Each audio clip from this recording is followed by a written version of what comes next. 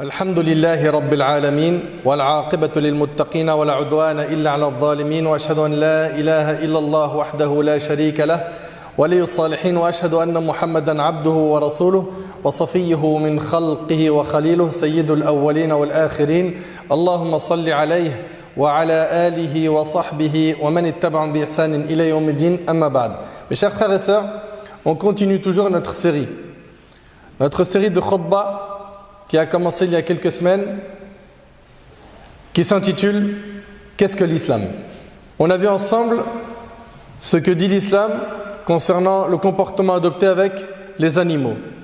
On a vu également comment on doit se comporter avec les personnes âgées, avec les enfants, avec les femmes. Et aujourd'hui, avec l'aide d'Allah Tabaraka wa Ta'ala, on va voir ensemble, rapidement bien évidemment, car le temps ne nous permet pas d'exposer tout ce qu'on a comme preuve du Coran et de la tradition prophétique sur un sujet qui est très important, qui est comment le musulman doit se comporter avec les non-musulmans. Notre Seigneur Allah nous a ordonné de respecter les non-musulmans et de bien se comporter avec eux. Il est plus qu'important de rappeler que notre religion insiste sur le bon comportement.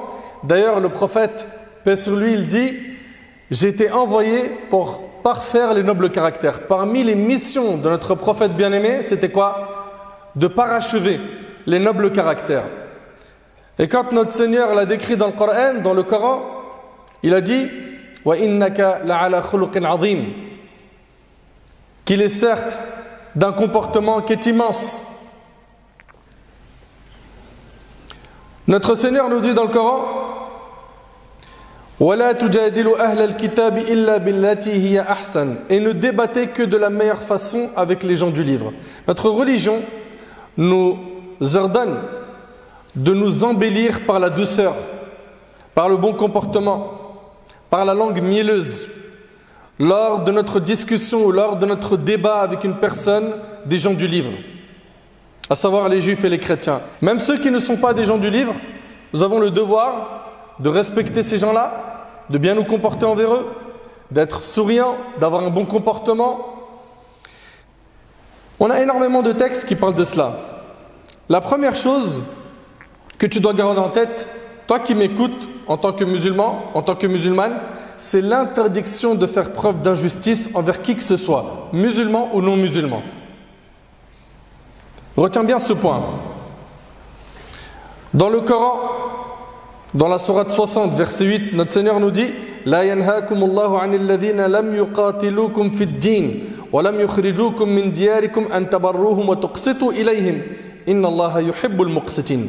Allah ne vous défend pas d'être bienfaisant et équitable envers ceux qui ne vous ont pas combattu pour la religion et ne vous ont pas chassé de vos demeures, car Allah aime les équitables.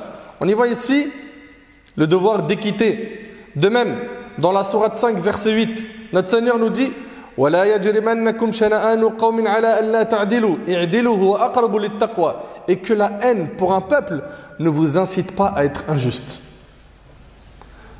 Et que la haine pour un peuple ne vous incite pas à être injuste.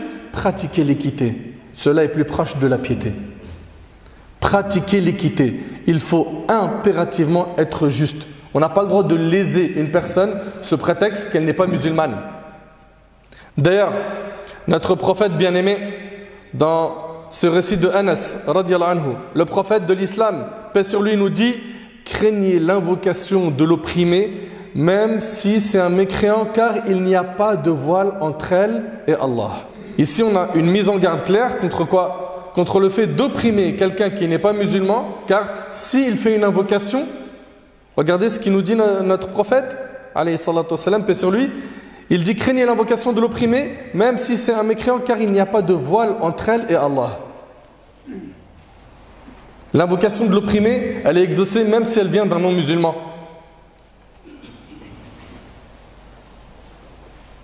Donc comprenez bien qu'on n'a pas le droit en islam d'être injuste. On l'a vu déjà, qu'on n'avait pas le droit d'être injuste envers quoi? Ne serait-ce qu'un oiseau. Qu'en est-il d'un humain? La bonté envers les non-musulmans fait partie de ce qui est des enseignements de l'islam.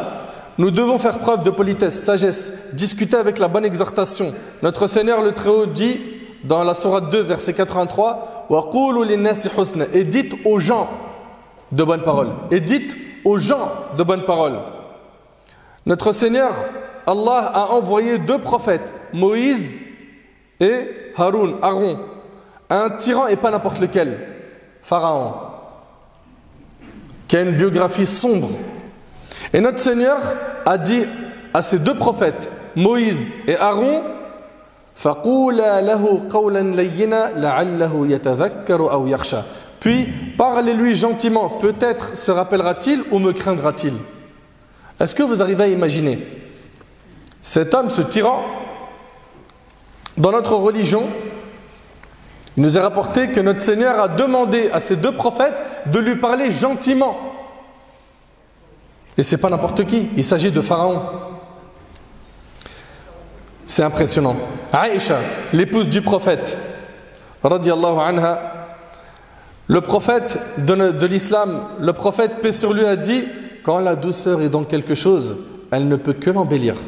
Et quand elle est retirée, elle ne peut que l'enlaidir. Regardez bien, la douceur, quand elle est dans une chose, elle ne peut que l'embellir. Et quand elle est retirée d'une chose, elle ne peut que l'enlaidir. Dans un autre texte, Aïcha, toujours, l'épouse du prophète, paix sur lui, elle dit que notre prophète, paix sur lui, a dit Allah est doux, Dieu est doux et il aime la douceur en toutes choses. Et il aime la douceur en toutes choses. Et ce texte est rapporté par Bukhari Muslim. Dans un autre texte, notre bien-aimé prophète nous enseigne ceux qui sont miséricordieux, Dieu sera miséricordieux envers eux. Soyez miséricordieux envers les habitants de la terre. Celui qui est dans le ciel sera miséricordieux envers vous.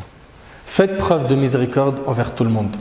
Vous voyez quelqu'un qui est dans le besoin, vous voyez quelqu'un qui est dans une difficulté, quelqu'un qui est éprouvé, peu importe l'origine, la couleur, tendez-lui la main. Aidez cette personne. Et lorsque le prophète, paix sur lui, a fait ses recommandations à Mu'adh, qui est un compagnon du prophète, radiyallahu anhu, quand il allait partir au Yémen, le prophète, regardez ce qu'il lui a dit, paix sur lui. Il lui a dit, crains Dieu en quelque lieu que tu sois. Là où tu te trouves, crains Dieu. Et ça, c'est quoi? C'est le droit de notre Seigneur, de respecter ses commandements, de faire ce qui est obligatoire, de s'écarter des interdits. Ensuite, il lui a dit quoi? Il lui a dit, fais suivre le péché de la bonne action. Celle-ci l'effacera. Tu as fait un péché? Fais suivre ce péché d'une bonne action. Cette bonne action effacera le péché. Et personne parmi nous est infaillible. Il n'y a pas d'ange parmi nous. On fait tous des péchés, à des degrés différents. Mais ce qui est demandé, c'est quoi? Tu as trébuché, tu as glissé, relève-toi. Relève-toi et va de l'avant. Et à la fin, il lui dit quoi? Et comporte-toi avec les gens d'un bon comportement. Traite les gens d'un bon comportement. Donc on a ce devoir d'être bon envers musulmans, envers non-musulmans. Également, Anas, ce compagnon, radiyallahu anhu, il rapporte qu'un garçon juif au service du messager d'Allah, paix sur lui, tomba malade. Alors l'envoyé d'Allah, l'envoyé de Dieu, paix sur lui, dit à ses compagnons, allons chez lui rendre visite. Et ils entrèrent chez lui pendant que son père était assis à son chevet. Le messager de Dieu lui a dit, paix sur lui, dis, il n'y a de divinité digne d'adoration que Dieu. Ainsi, je pourrai intercéder en ta faveur le jour de la résurrection. Le garçon se mit à observer son père et ce dernier lui a dit, écoute ce que te dit Abul Qasim. Il a donc dit, je témoigne qu'il n'y a de divinité digne d'adoration que Dieu et je témoigne que Mohammed est le messager de Dieu. Le prophète, paix sur lui, a dit, louange à Dieu qui l'a sauvé du feu de la géhenne. On voit ici que notre prophète accorde de l'importance à quoi? À visiter les personnes, même s'ils ne sont pas quoi? Ils ne sont pas musulmanes. Et il ne perd pas une occasion de faire quoi? De présenter notre magnifique religion. Faire la da'wah. Dans un texte, Asma, la fille de Abu Bakr. Abu Bakr, c'est le meilleur compagnon du prophète, paix sur lui. Asma, la fille d'Abu Bakr, le très véridique, a dit, du temps du messager de Dieu, paix sur lui, ma mère vint me rendre visite alors qu'elle était encore idolâtre. J'ai été prendre conseil à son sujet auprès du messager de Dieu. Je lui ai dit, ma mère est venue me demander quelque chose.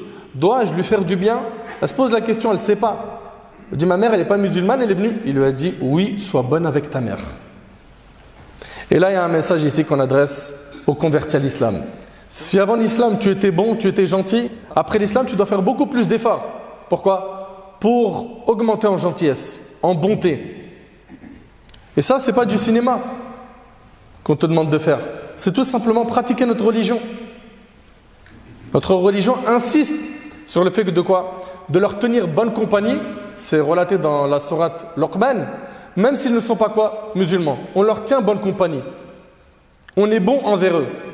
On ne laisse pas leurs droits. Ça reste tes parents. Ils doivent continuer à avoir de toi un bon comportement. Et s'ils ne le voyaient pas avant, va falloir que tu fasses énormément d'efforts. Les histoires de la bonté de notre prophète, paix sur lui, sont vraiment très très nombreuses.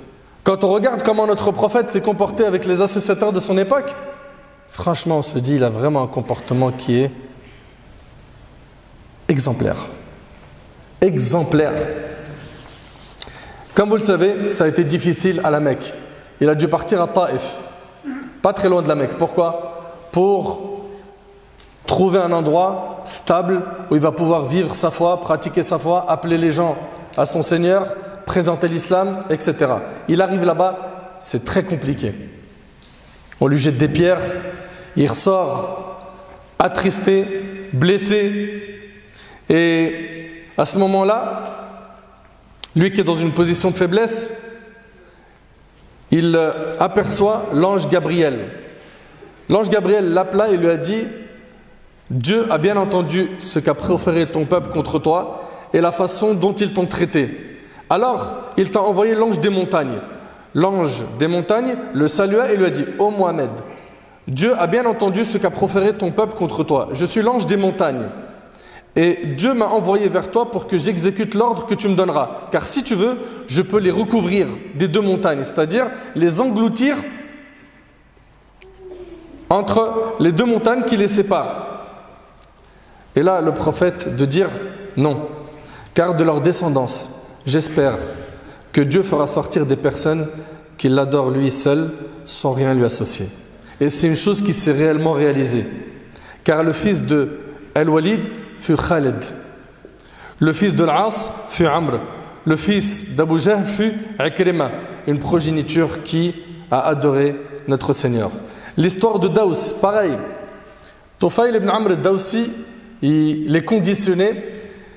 Il est le chef de la tribu de Daous. Il arrive à la Mecque et les gens l'ont conditionné. Ils l'ont dit: ne parle surtout pas au prophète Mohammed. Et ils l'ont mis en garde sévèrement en lui disant que c'est quelqu'un qui sépare les familles, c'est quelqu'un qui a un discours où il divise les membres d'une même famille. Alors il a mis du coton dans ses oreilles pour ne pas écouter les propos du prophète. Puis à un moment donné, il s'est dit: mais je suis quelqu'un qui connaît bien la langue arabe, je connais bien la poésie, je connais les bonnes paroles des mauvaises. Qu'est-ce qui m'empêche d'écouter ce que dit le prophète et de me faire moi-même une idée? Et c'est ce qu'il a fait. Et quand il a écouté, il s'est converti à l'islam. Puis après, il a demandé au prophète, paix sur lui, donne-moi l'autorisation d'aller appeler ma tribu à l'islam. Chose qui a été faite. Puis après cela, le prophète revoit Tufayl à nouveau qui lui dit: je les ai appelés à l'islam, ça ne marche pas. Maudis-les. Maudis-les. Fais des invocations contre eux. Et là, le prophète de l'islam de dire: Allahumma hdi Daous wa'ti bihim. Ô Seigneur, guide Daous et ramène-les vers nous. Il ne les a pas maudits. Il ne les a pas maudits. Paix sur lui. Une autre histoire, celle de Dhat al-Riqa. Rapidement, Jabir, ce compagnon, il dit, radiyallahu anhu, nous étions avec le messager de Dieu, paix sur lui, à Dhat al-Riqa. Étant parvenu à un arbre à l'ombre dense, nous y laissâmes le messager de Dieu, paix sur lui. L'un des idolâtres arriva alors que le sabre du messager de Dieu était accroché à l'arbre. Il le dégaina et dit: as-tu peur de moi? Donc il a pris l'épée du prophète et il lui a dit: est-ce que tu as peur de moi? Le prophète lui a dit non. Il lui a dit: qui te protège de moi? Il lui a dit: Dieu. Et dans une version d'Abu Bakr al-Ismaili, dans son recueil, il dit: qui te protège de moi? Il a dit: Dieu. Là, le sabre tomba alors de sa main. le messager de Dieu, notre prophète Mohammed, paix sur lui, reprit l'épée, le sabre, il le saisit, il lui a dit « Et toi, maintenant qui te protège de moi ?» Il lui dit « Sois le meilleur preneur. En 2 mots, me fais pas de mal. Mais je te promets de ne plus te combattre. » Le prophète lui rendit la liberté. Quand l'homme revint à ses compagnons, il leur a dit « Je reviens à vous de chez le meilleur des gens. » Il m'a laissé la vie sauve. Il m'a laissé la vie sauve. Il ne m'a pas fait de mal. Il a dit « Je reviens à vous de chez le meilleur des gens. » Si le prophète était quelqu'un qui aimait faire couler le sang, si le prophète était comme le prétendent certains, un assoiffé de sang, est-ce qu'il aurait laissé cet homme vivant qui, quelques secondes avant, il tentait de quoi? De menacer, voire d'aller jusqu'à tuer le prophète.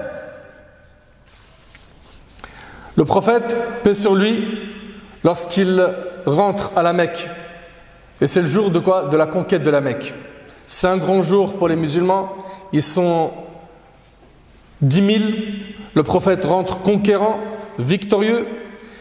Alors que, vous le savez, à la Mecque, ça a été très difficile pour lui et ses compagnons. L'histoire témoigne de ce qui s'est passé ce jour-là. Il y a eu des accrochages, de légers accrochages. Puis, le prophète, il est accompagné des musulmans et les gens pensèrent qu'il allait enfin se venger.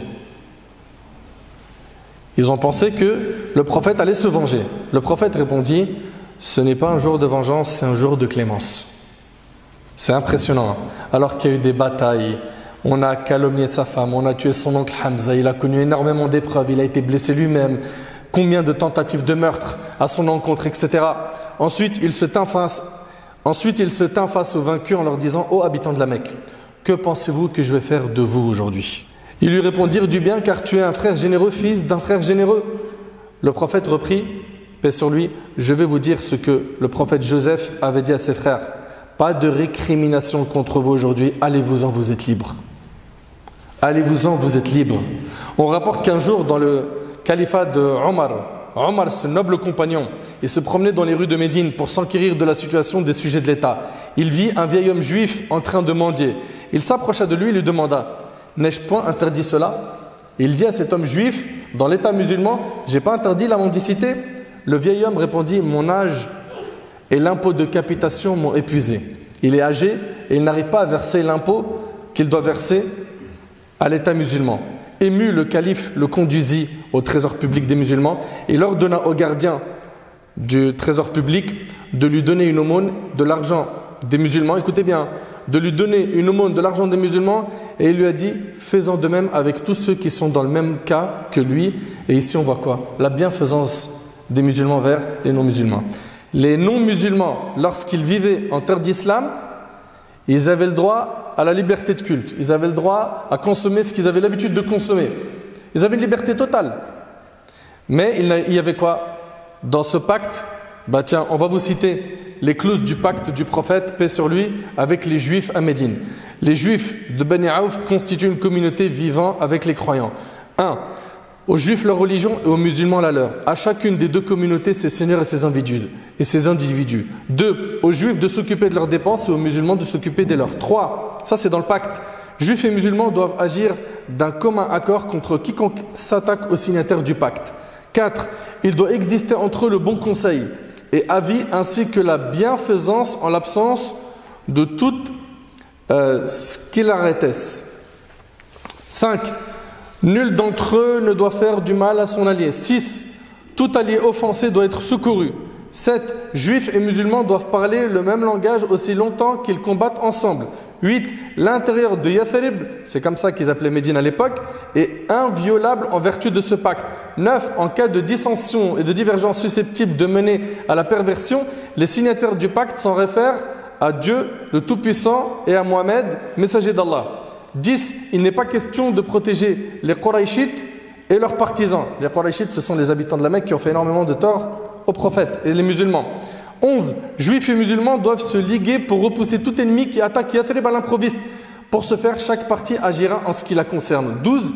Ce pacte ne saurait servir à protéger les offenseurs et les malfaiteurs. Voilà le pacte qui était rédigé entre notre prophète et les Juifs à Médine. Pareil, dans le califat de Omar, lorsqu'il se retrouve en Palestine, Omar radiallahu anhu, pareil, il y a un pacte qui est rédigé entre lui et les non-musulmans de son époque. Qu'est-ce qu'il stipule? Il met par le nom d'Allah, miséricordieux par essence et par excellence. Voici les droits qu'accorde le serviteur d'Allah, Omar, il parle de lui, prince des croyants à la population de Ilia. Il leur offre la protection de leur personne et de leurs biens, de leur église et de leur croix. Il promet la sécurité à leurs malades et à leurs bien portants, ainsi qu'à l'ensemble de leur communauté. Il assure également que leurs bâtiments religieux ne seront point occupés ni détruits, que ni leurs annexes, ni leurs croix et ni leurs biens ne seront confisqués et qu'ils ne seront jamais contraints d'abandonner leur religion ou de subir des vexations. Vous entendez? Est-ce que vous êtes attentifs à tout cela? Le pacte, il est long. Il est long. Donc ces non-musulmans qui vivaient en terre d'islam et qui payaient la jizya, ils avaient une protection et une liberté de culte, comme on peut le voir. Tous ces textes nous montrent quoi? Que notre religion a insisté sur quoi? L'équité, le bon comportement, la bonté envers ceux qui nous entourent, qu'ils soient musulmans ou non. Je vous rappelle que notre prophète, paix sur lui, notre Seigneur, quand il a fait son éloge, il a dit wa innaka la'ala khuluqin azim. Tu as certes vraiment un excellent comportement. Et parmi ses missions, je le dis, je le répète, il a dit, paix sur lui, j'ai été envoyé pour parfaire les nobles caractères. La question qui se pose est, où en sommes-nous dans notre comportement avec ceux qui nous entourent parmi les non-musulmans? Le sourire, la bonne parole, le soutien moral, le fait de les assister, les aider. Il y a un décès par exemple dans ton voisinage, il y a une épreuve qui a touché un de tes camarades de classe ou tes collègues de travail. Où en sommes-nous par rapport à tout ça? On se plaint beaucoup, c'est une réalité et on ne va pas le nier, qu'il y a beaucoup d'attaques médiatiques envers les musulmans. Ça on ne va pas le nier, c'est une réalité. Le meilleur moyen d'effacer ça avec une gomme, c'est le concret du terrain. Le concret du terrain, c'est ton comportement et le mien face aux personnes non musulmanes qui nous entourent. Et parfois, il s'agit de certains membres de notre famille. Et je m'adresse ici à qui? Aux convertis. Donc il faut qu'on continue à faire des efforts. Pourquoi? Pour exceller dans tous les domaines. Et surtout dans notre comportement. Surtout dans notre comportement, les non musulmans n'ont pas accès à tout ce que je viens de dire aujourd'hui. Ils ne lisent pas ça.